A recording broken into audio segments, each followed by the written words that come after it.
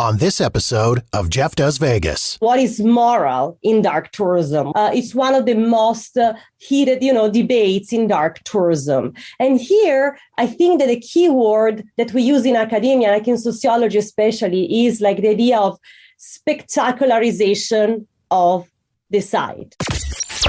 Las Vegas. It's more than just a city. It's a feeling. It's that feeling of excitement when you spot the lights of the strip out the airplane window. It's that feeling of awe as you stroll down the boulevard, taking in the sights and sounds. And it's that feeling of satisfaction, knowing that you're in the greatest city in the world. Over 42 million people from around the world share that feeling every year. And I'm one of them.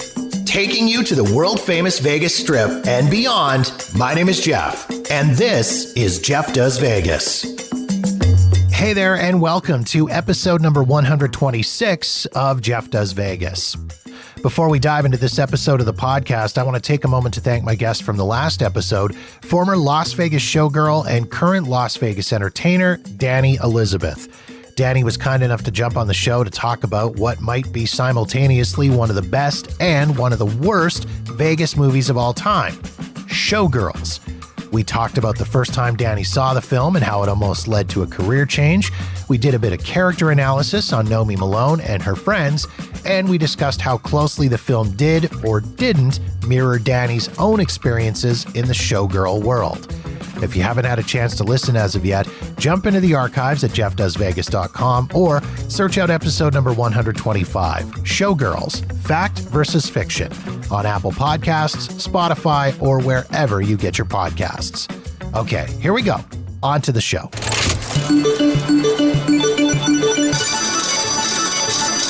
Dark tourism, otherwise known as Thana Tourism, Black Tourism, or Morbid Tourism, is the term used to describe travel to places that are historically associated with death and tragedy. Dark tourism destinations exist all over the world, from Nazi concentration camps in Poland to the site of the Chernobyl disaster in Ukraine to Ground Zero in New York City. There are Jack the Ripper tours in London, Pablo Escobar tours in Colombia, and even a JFK assassination tour in Dallas, Texas. But what is it that brings people to these types of attractions? Why is it that dark tourism has seen such a boom in recent years? My guest for this episode of the podcast is here to answer those questions and more. Marta Soligo teaches Sociology of Leisure at the University of Nevada, Las Vegas, and is a visiting professor at the University of Bergamo in Italy, where she teaches Sociology of Tourism. She's also done extensive research into dark tourism, specifically as it relates to celebrity deaths and cemeteries. Marta and I talked about what got her interested in studying tourism and leisure from the sociology side, why people are attracted to the macabre, and she shares some examples of dark tourism destinations in Las Vegas. Please enjoy my conversation with Marta Soligo.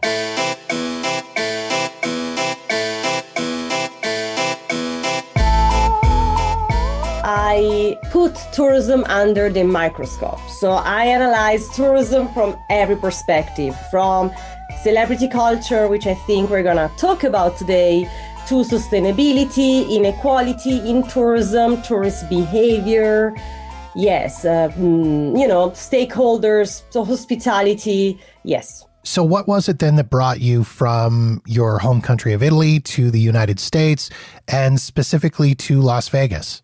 So at some point, I decided to want to do a PhD, right? And I thought, well, I would love to study more sociology of tourism. I love the US, so what better place than, Las Vegas to study, the sociology of tourism. And I was also interested in what then became the topic of my dissertation, which are Italian-themed attractions in Las Vegas. So the Venetian, the Bellagio, and the Caesar's Palace, the Palazzo. So, and before I was a visiting scholar at UCLA, and I studied film-induced tourism.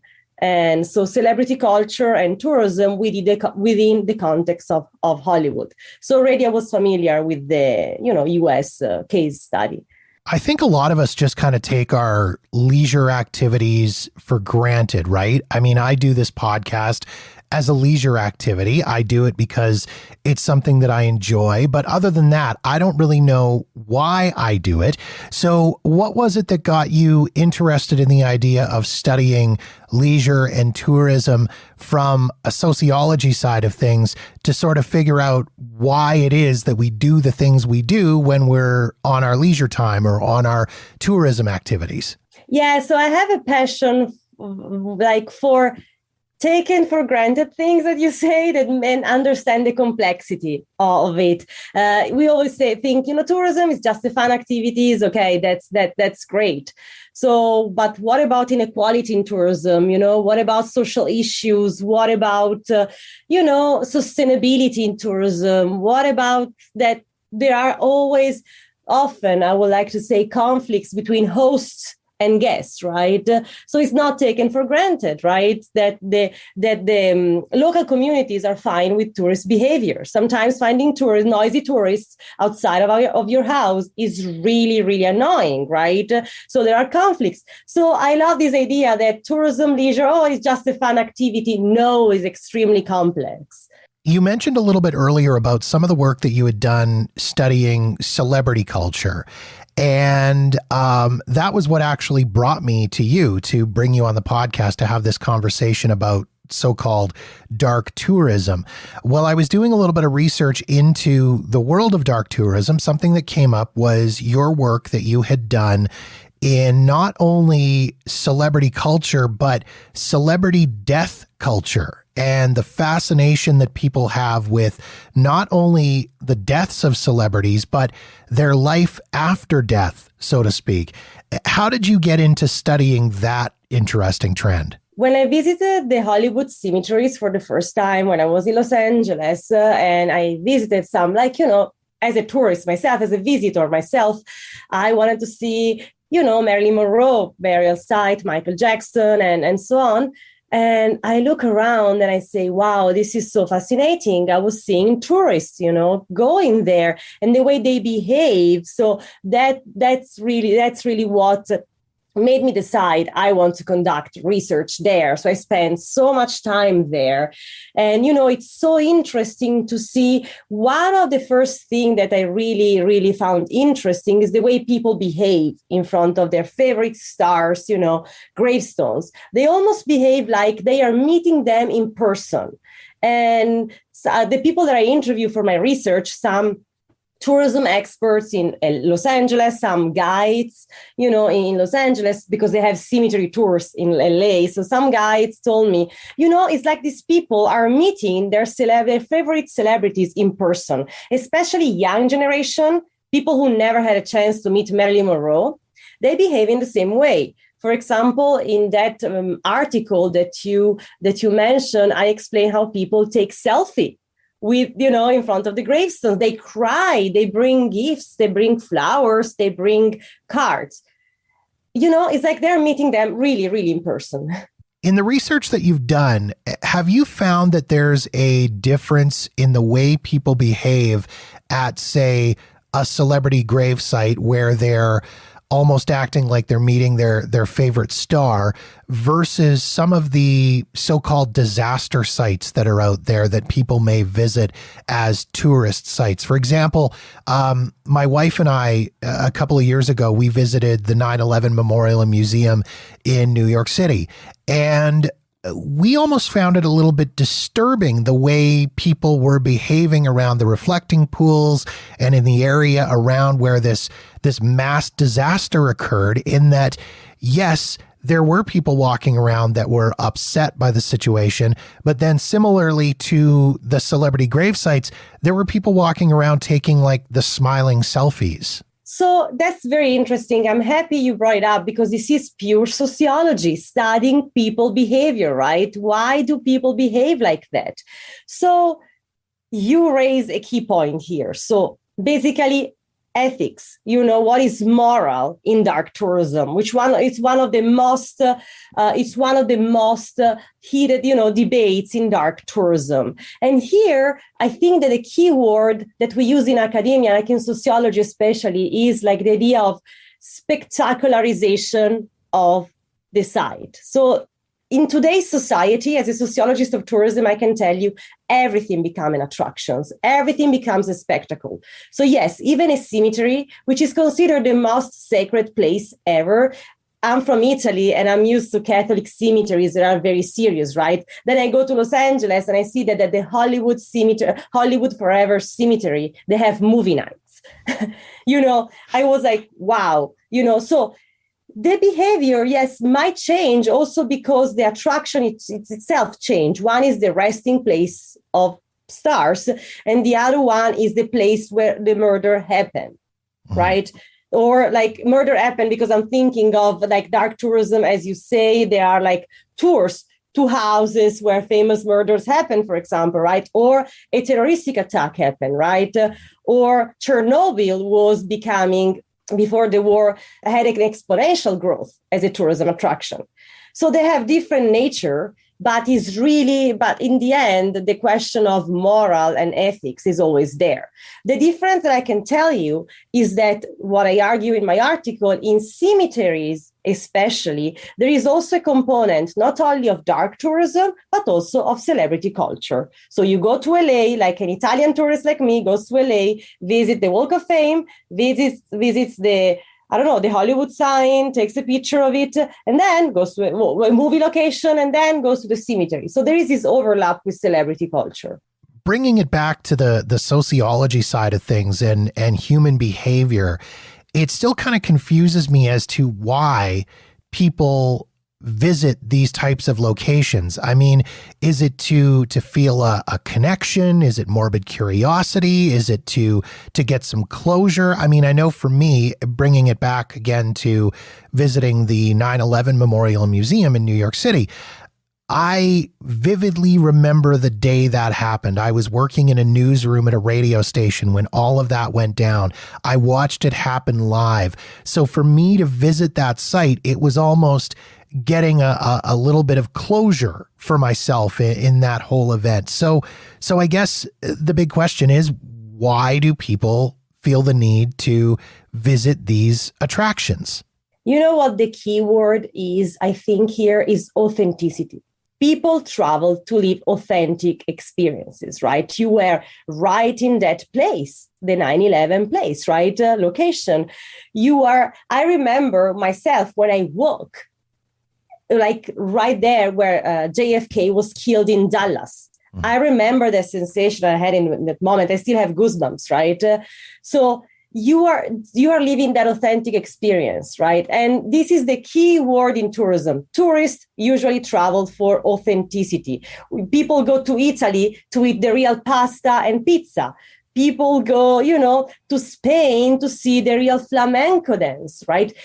Tourists travel, they want to have the authentic experience. And tourists are obsessed with authenticity. And being there, for example, in front of the bones, in my case, of the cemeteries of Marilyn Monroe, is the most authentic experience you can get. Also, unfortunately, I cannot give you precise answers because, society is really, really fluid and in constant change. But also there are some scholars who argue that we have a sort of fascination for death because the more we reflect on that, the more we get close to that. Kind of, it's like we are less afraid because it's really scary, right? To think we are going to die one day. So what about getting really close to it? Go in that place where that murder happened, go to a cemetery and reflect on that, but say, okay, something I can almost manage, even if it's not true. After the break, Marta shares her thoughts on the role social media has played in dark tourism. And we talk spots in Vegas that fit the dark tourism bill. That's next on Jeff Does Vegas.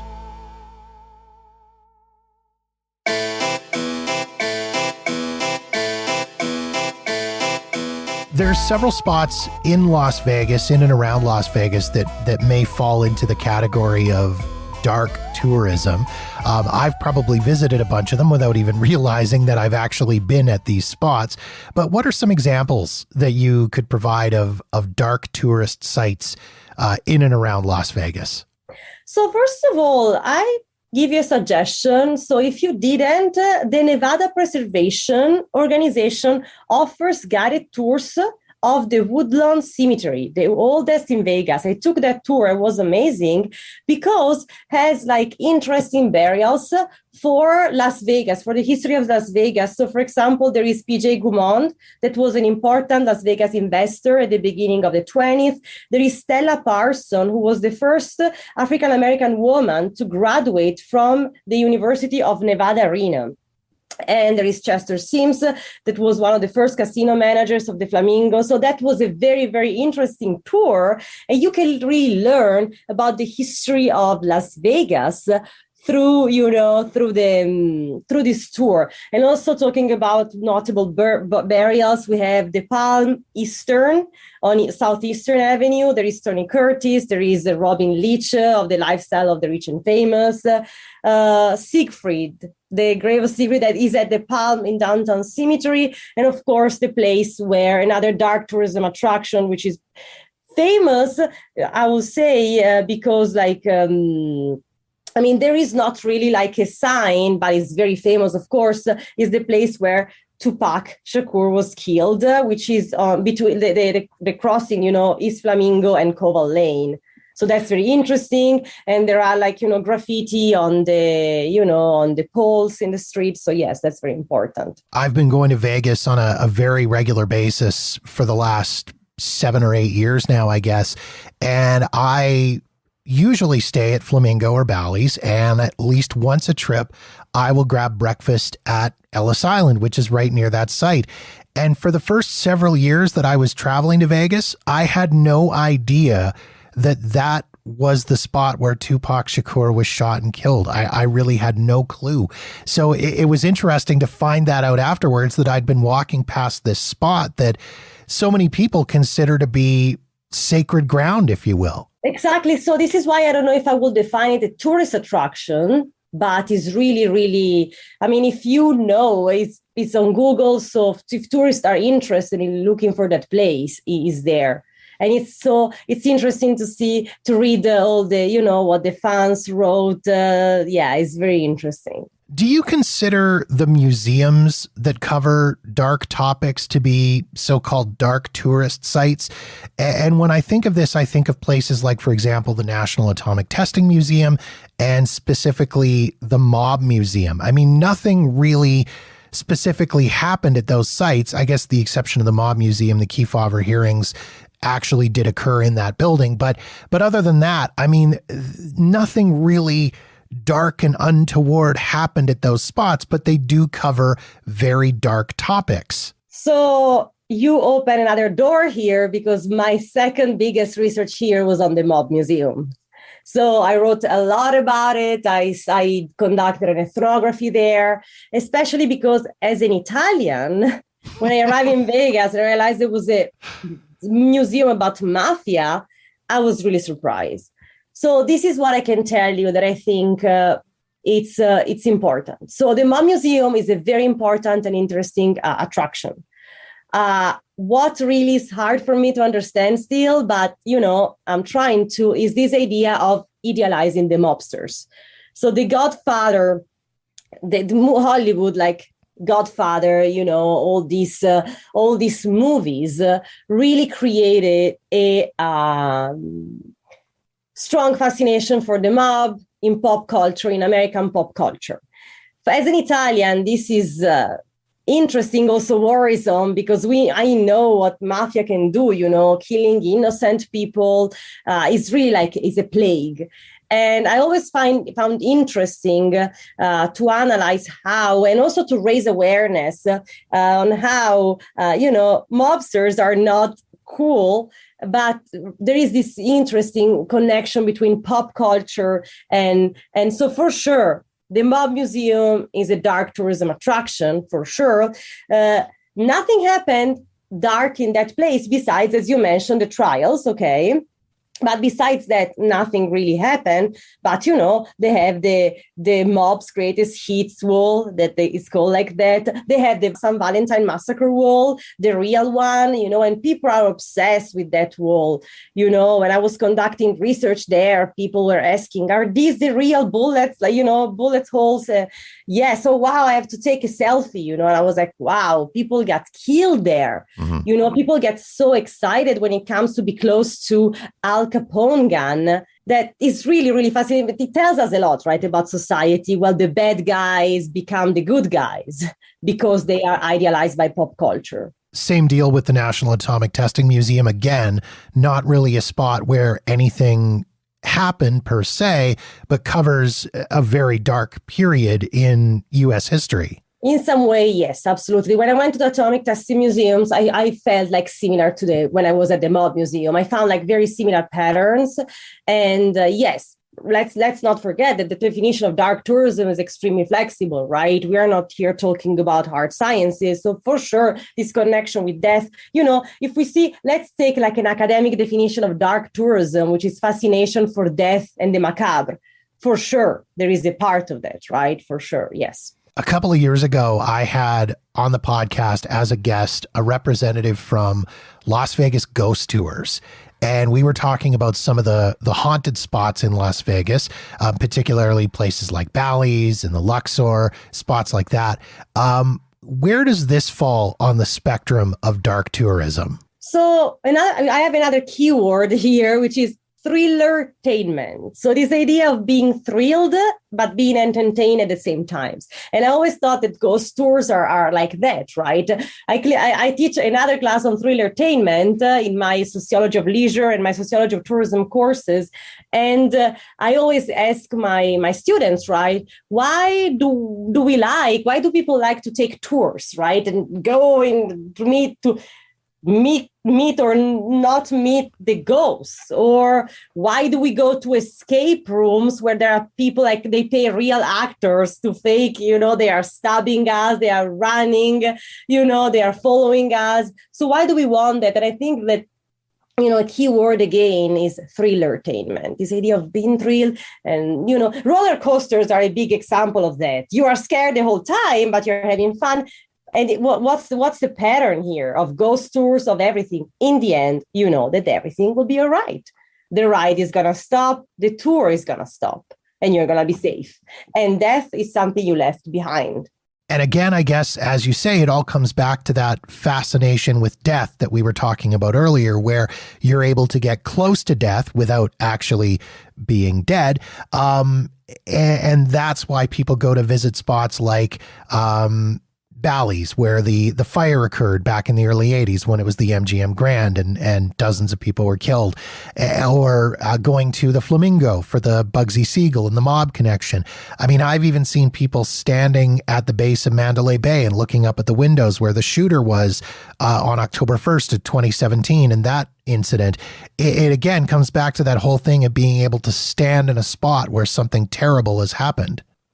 Exactly. So again, authenticity. I was there, right? The idea of I was there, and let's not only forget that today we are going a step further. We don't only look for authentic experiences, but we have social media, and we want to witness that, right? So I take a picture here because I want to share that I was there, right? In the past, you were taking home the little souvenir from a place to show your friends that you went there. Now you have this immediate like sharing tools such as social media, where you can say, oh, I was there. And this I was there idea, which is another key point in tourism, is fundamental here in what you are saying. I was there. I was in that place. If people want to take a deeper dive into the world of dark tourism, short of going to Las Vegas and registering for your course and taking your classes, are there any resources that you recommend people check out? So absolutely. So first of all, dark tourism is, like, as I analyze it, is a very academic topic. So like the normal academic platforms such as Google Scholar, for example, if you just type dark tourism, but also I'm noticing that major, outlets such as like the New York Times and also like BBC, they are like always posting news about that, I find very interesting articles also on that. So let's just keep in mind that dark tourism is not only like an academic topic, but also is becoming increasingly popular. So just if you do like a Google search and you find maybe the location that you like, I'm talking about tourism especially. I don't know if you're interested in dark tourism and you're going to Los Angeles, dark tourism, Los Angeles, you find so many things. Dark tours is another keyword. Excellent stuff. Marta, thank you so much for taking time to jump on the podcast and have a conversation about dark tourism. I really appreciate you taking the time to do so. Thank you again. Thank you. It was a pleasure.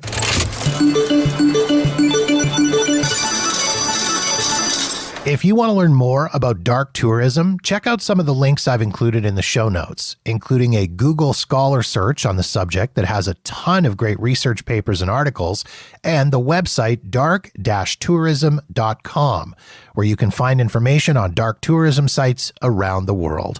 You'll find all of this at jeffdoesvegas.com.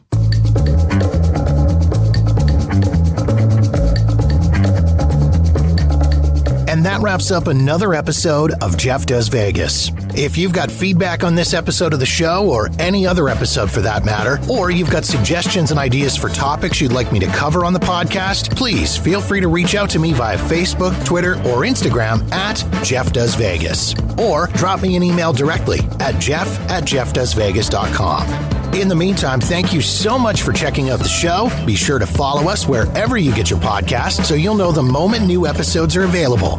And don't forget to visit jeffdoesvegas.com for past episodes and show notes. My name is Jeff, and this has been Jeff Does Vegas, a Walker New Media production.